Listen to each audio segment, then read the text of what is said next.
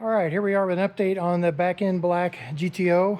As you can see, she is on the ground. This is the first time she's been on all four wheels and tires since we put her up in the air to take her apart, as far as being all together with the engine and transmission and everything in the car. Looks like I need to raise the car up. It's too low right now. I only got about 2 inches till the front bottoms out, so I need to have some heavier coilover springs on the front. And the rear coilovers are at about 13.5 center to center, and they need to be about 14.5, so they need to come up about an inch. I've got plenty of room to screw the adjusters up on the rear to raise the rear up. But anyway, she's on all four, sitting pretty low to the ground. The other issue I've got is I've got exhaust on underneath here. I'm going to take you back by, show you a quick picture of the trunk. Here's the fuel cell with the fuel neck there going out to the OEM fill location. Then you can see the aeromotive fuel filter there in line coming out of the in-tank pump.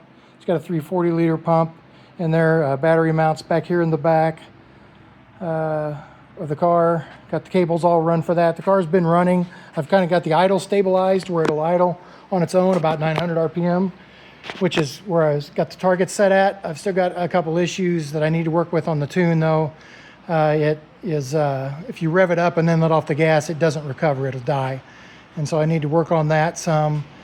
And the other big issue that I've got right now is I've got an oil leak. This is a 415 stroker, so it's a 4-inch stroke crank LS3 engine.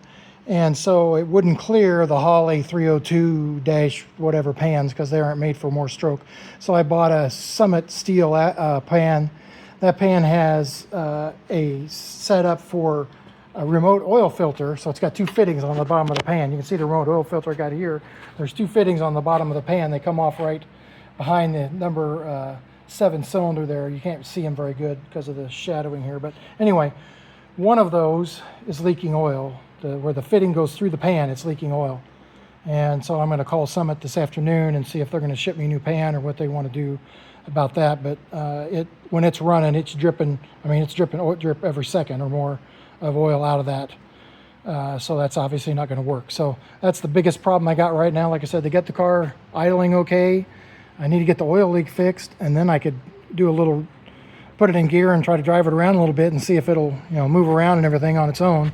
Kind of see a look in here in the interior through the windshield. The windshield's installed. I got that all done. I don't know if that's been shown on previous. It's been a while since I've done videos, but basically, I got a few things of wiring to do, like the line lock and some stuff like that. And then I get this oil leak fixed, and then I can move forward to trying to see if I can get it rolling. And then if it's rolling, then I can take it to be tuned. So that's where I'm at, seeing if I can get her ready to go in time for Michigan Miles, which is 4 weeks out.